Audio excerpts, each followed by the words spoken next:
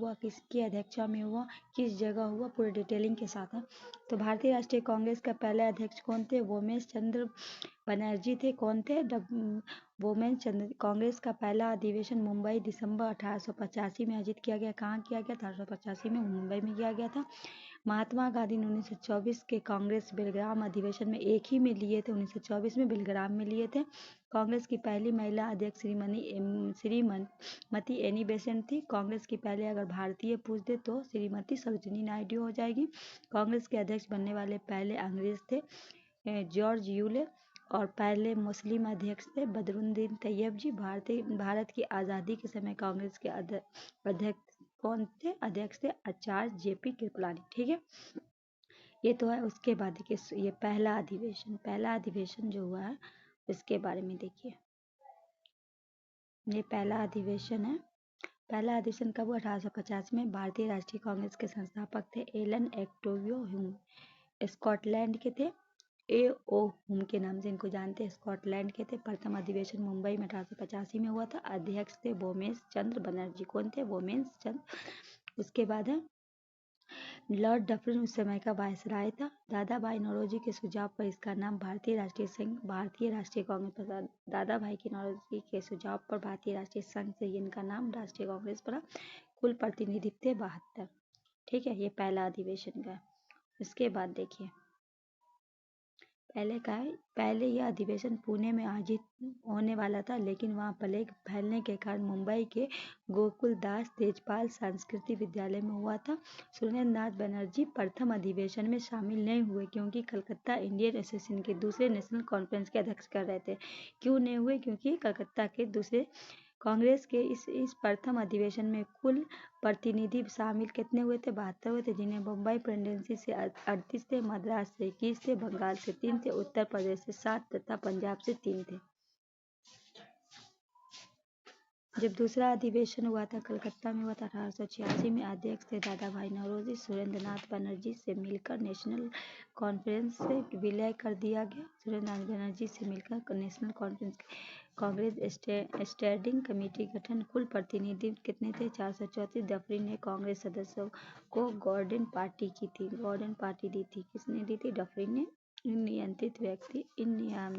निमंत्रित व्यक्ति में सुरेंद्र बनर्जी शामिल नहीं थे। इसमें कौन थे?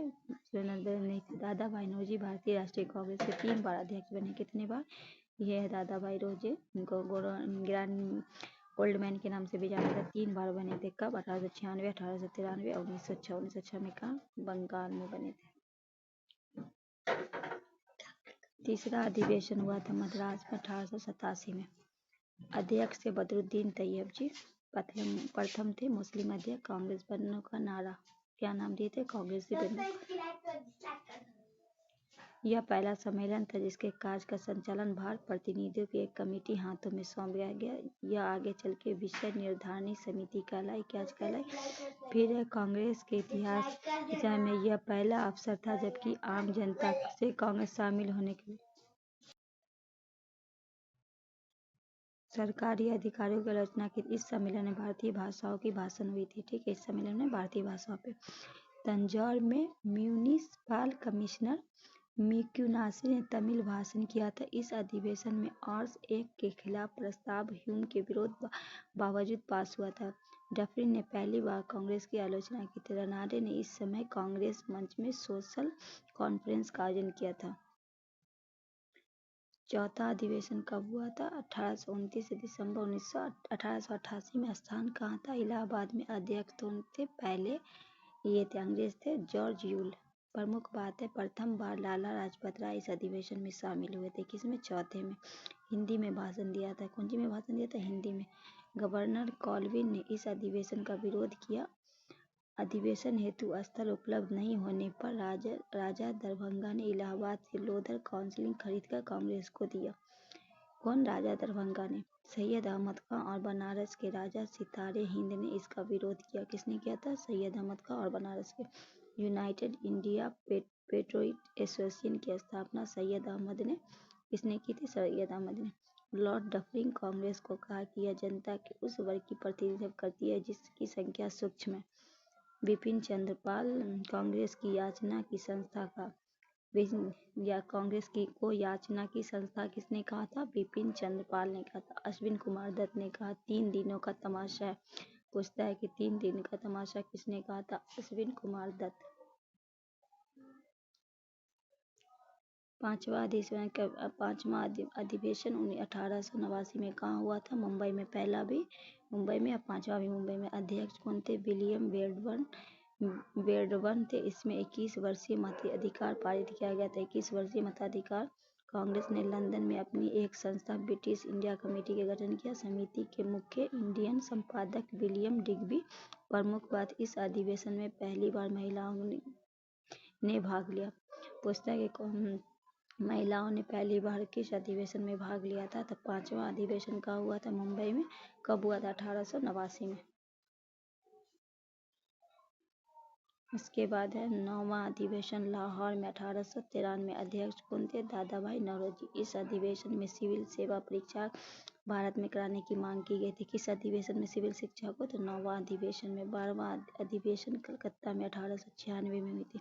दादा भाई रमोतुल्ला। अध्यक्ष कौन थे? रमोतुल्ला सयानी। भारत के राष्ट्रीय गीत वंदे मातरम पहली बार गाया गया था बंकिम चटर्जी ने। दादा भाई नौरोजी ने धन बहिर्गम का सिद्धांत को स्वीकार किया गया था।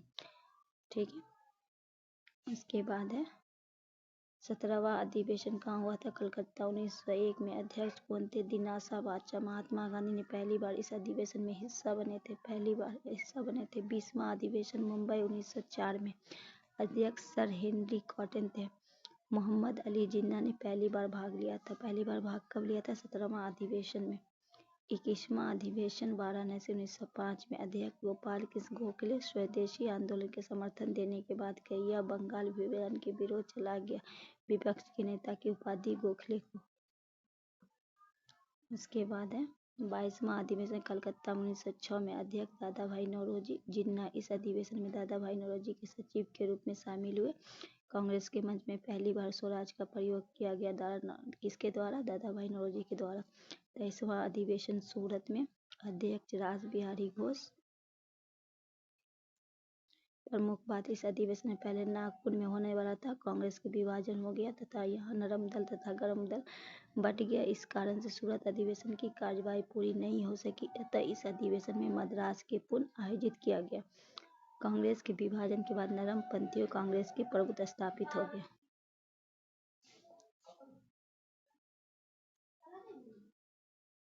उसके बाद 26वां अधिवेशन कहाँ हुआ? कलकत्ता में। कब हुआ? 1911 में। अध्यक्ष कौन थे? बिशन नारायण धर थे। क्या नाम थे? बिशन नारायण धर। रविंद्रनाथ टैगोर द्वारा रचित राष्ट्रगान जनगण मन पहली बार गाया गया 27 दिसंबर 1911 को। सर्वप्रथम तत्वबोधिनी पत्रिका 1912 में भारत के भाग विधाता शीर्षक से प्रकाशित हुआ। कब? 1912 में। 27वां अधिवेशन बांकीपुर 1912 में। अध्यक्ष थे RN माधोलकर। हुम को कांग्रेस के पिता कहा गया। हुम को क्या कहा गया? कांग्रेस के पिता कहा गया। 31वां अधिवेशन लखनऊ में। कब हुआ? 1916 में। अध्यक्ष थे अंबिका चरण मजूमदार। कांग्रेस को नरम व गरम दल में समझौता इसी में हुआ था। इसमें महत्वपूर्ण भूमिका तिलक और एनी बेसेंट की रही। तिलक और जिन्ना के सहयोग से कांग्रेस लिंग के बीच समझौता हुआ। लखनऊ का समझौता। कांग्रेस लिंग पैकेट मुस्लिम लीग के पृथक निर्वाचन की मांग स्वीकार किया गया। किसमें? 31वां अधिवेशन जो हुआ में लखनऊ में कर लिया गया। मदन मोहन मालवीय ने इसका विरोध किया। किसने विरोध किया? मदन मोहन मालवीय। स्वराज मेरा जन्मदिन अधिकार और मैं इसे लेकर रहूंगा, बाल गंगाधर तिलक ने इसी अधिवेशन में कहा था। कांग्रेस ने माले मिंटो के सुधार की अपनी स्वीकृति दी थी। किस अधिवेशन? 1916 में। 1916 में जो हुआ था 31वां अधिवेशन लखनऊ में।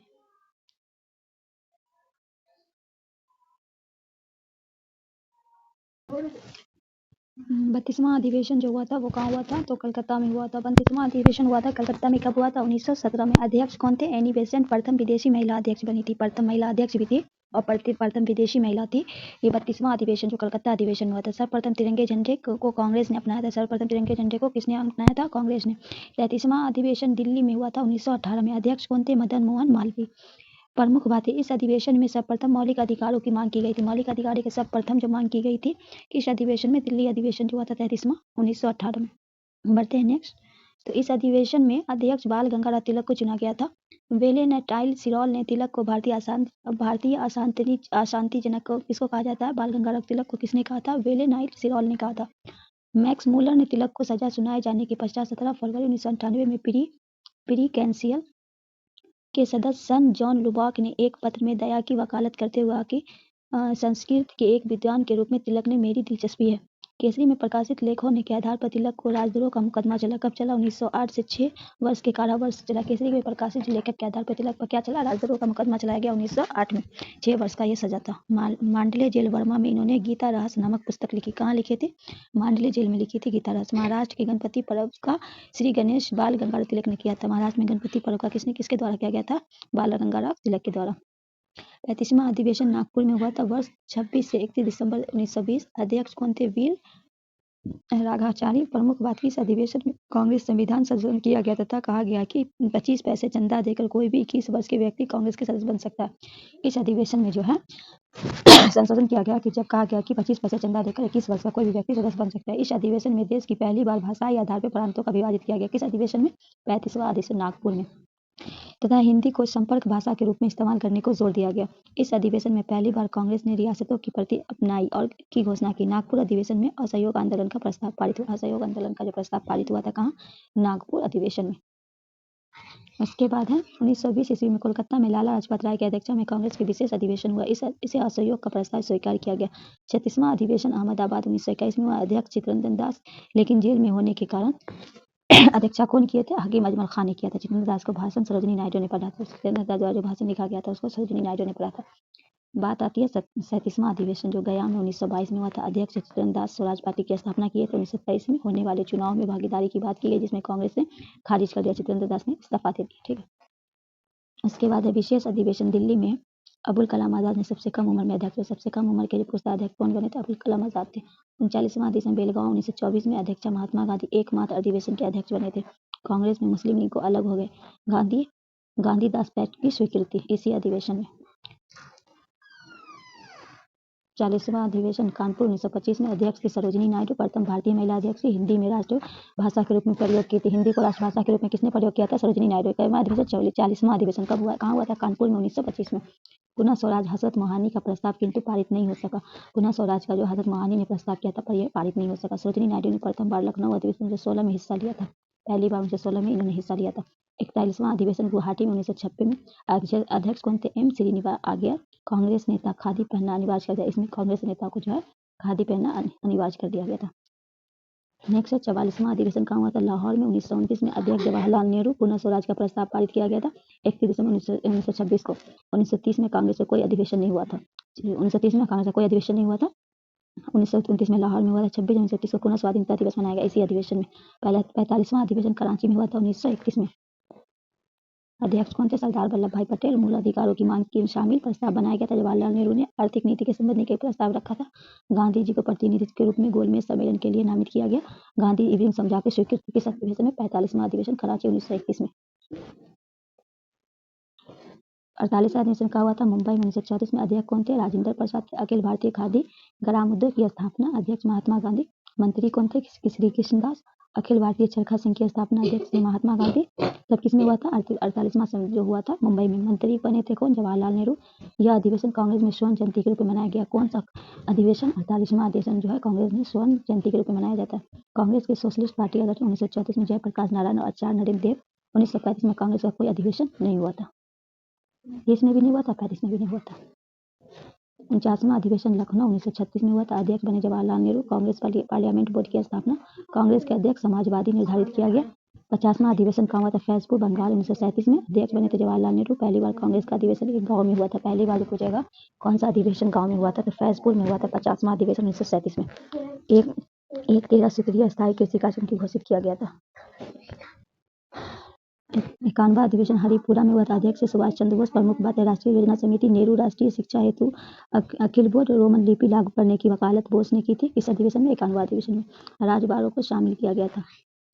उसके बाद 52वां अधिवेशन त्रिपुरा मध्य प्रदेश में। त्रिपुरा कहाँ पड़ता? मध्य प्रदेश में। जबलपुर 1939 के अध्यक्ष बने सुभाष चंद्र बोस। गांधी जी के प्रतिनिधि गांधी जी की तरफ से थे पटाभी सीतारामैया। हटाया। गांधी जी का विवाद होने से इस्तीफा देकर फॉर्ड वर्क, मतलब उनका जो वो हार गया ना, तो गांधी जी से विवाद होने के बाद इन्होंने इस्तीफा दे दिया और फॉर्ड वर्क की स्थापना के लिए अध्यक्ष राजेंद्र प्रसाद ने की। उनके इसके बाद उनके अध्यक्ष कौन बने? डॉक्टर राजेंद्र प्रसाद बन गए। अबुल कलाम आज़ाद सबसे लंबे समय तक कांग्रेस के अध्यक्ष, सबसे लंबे समय तक कौन रहे? अबुल कलाम आज़ाद। 1940 से 1954वां अधिवेशन मेरठ में हुआ था। 1946 में अध्यक्ष के जीपी कृपलानी। जवाहरलाल नेहरू ने नवंबर में इस्तीफा दे दिया।